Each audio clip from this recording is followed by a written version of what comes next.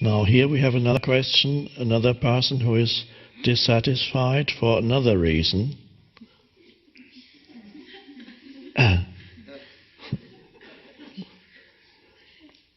I'm on a path of awakening, but my deep loneliness at not having a life partner is an obstacle to my spiritual development. I get deeply depressed, though I do my best to stay present in the now instead of dwelling on my longing. What advice could you offer?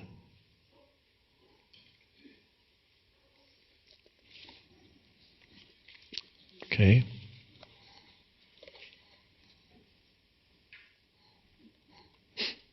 Well, I won't say internet dating.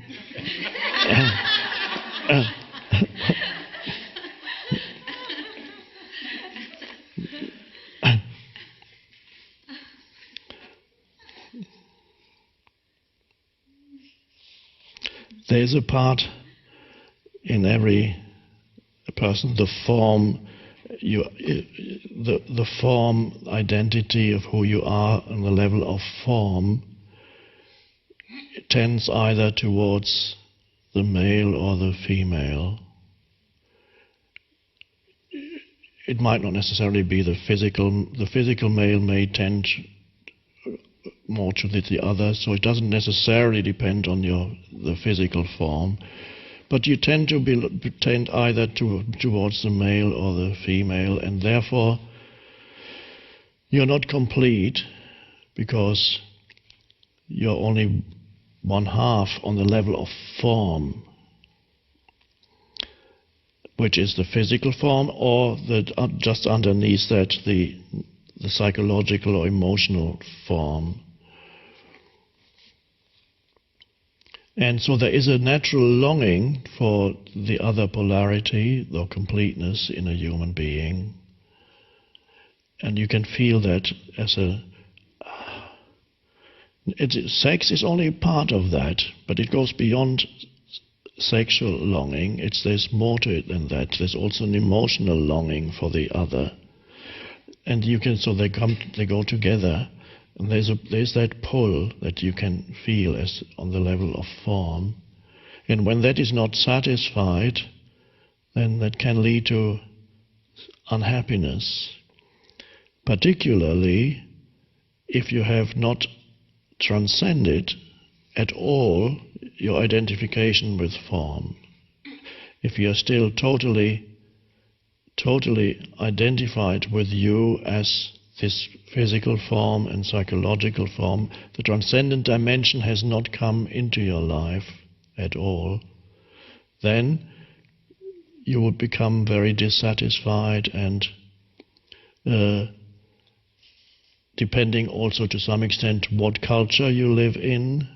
There are traditional cultures still on our planet where it's almost you have to find a partner, and if you're not, everybody would look down on you as being a total and miserable failure. In some traditional cultures, if you're not married by a certain age, or you cannot give birth to children, people look down on you and despise you, and you're miserable for the rest of your life. You have not fulfilled your form identity. And also in some traditional cultures, the sense of self is very strongly bound up with whether you are a man or a woman. So more so than in the West, it still persists to some extent in the West, but much less so than in some traditional cultures, where if you're a man in certain cultures, this becomes 70% of who you feel you are, your self-identity is the male. You are the male. And you look at every woman that's the female. You can't relate to a woman as a human being. You are the male and she is the female, and she is of course not your equal. And the woman is totally identified with being the female form and behaves according to that kind of collective conditioning. So depending on where it is. I won't act it out.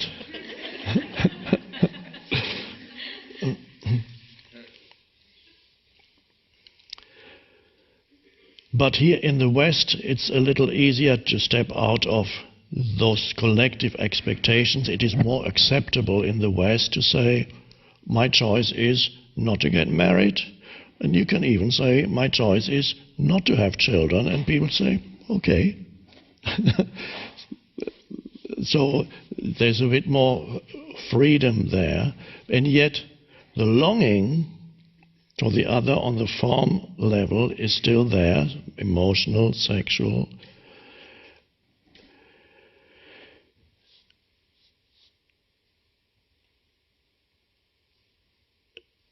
The essence is to be able to transcend who you are on the level of form. Whether or not you find a partner that meets that longing, or whether you go from one partner to another and another, or you find one life partner with whom you're for the rest of your life, that is secondary really, because even if you have a partner, if you have not gone deeper and encounter the transcendent dimension to who you are beyond the form identity of you as the male or the female or whatever the nationality or the particular status in society, whatever makes up your form identity in addition to gender, if you haven't gone beyond that, then even the relationships, yes, you might have found your partner, but you won't be satisfied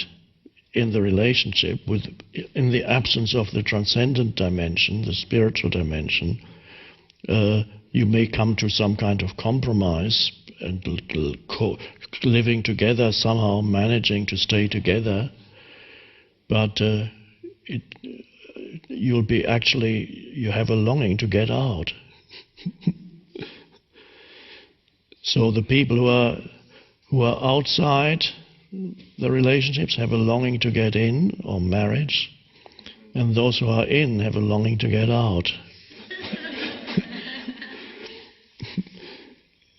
So the young girl or man, late teens, early 20s, they want to get into the cage, and those who are in the cage want to get out of the cage.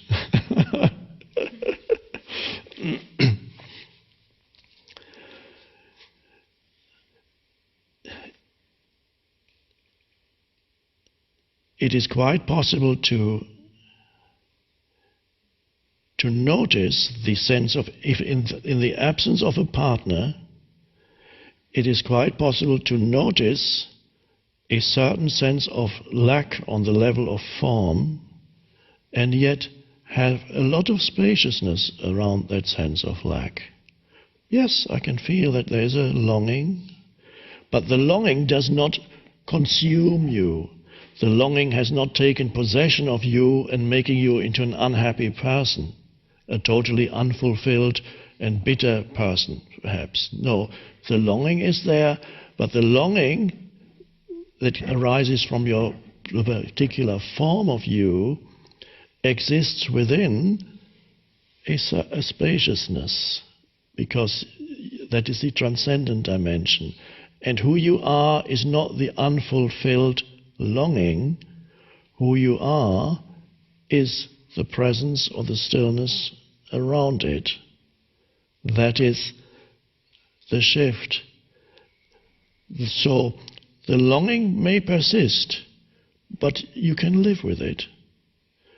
However, if you are no longer trapped in the longing, it's also quite possible that a change will come into your life. Particularly if the intense neediness goes, I need somebody. And then everybody you meet can feel the neediness. When you've given somebody your phone number, you've just met, and then you're waiting for them to call. And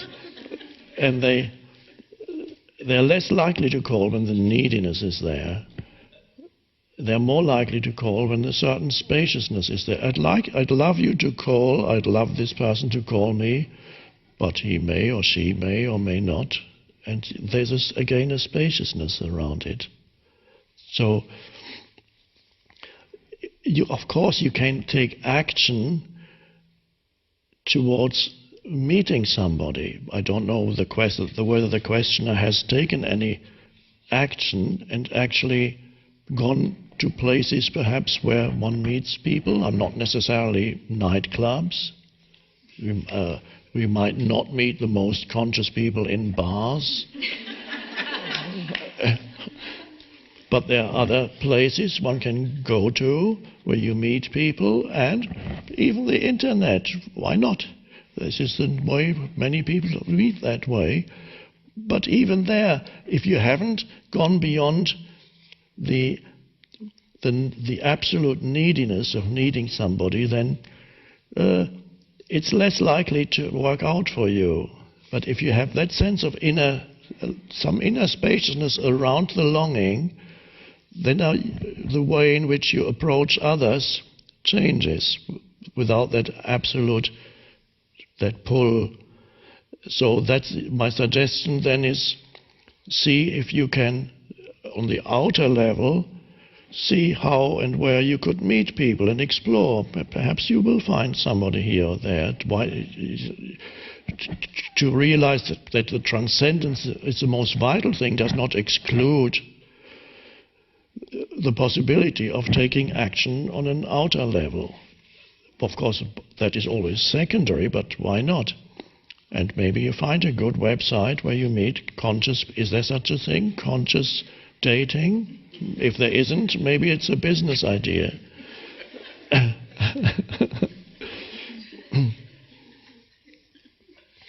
Conscious dating. Of course, the difficulty is a person who thinks of themselves as conscious may be deluded.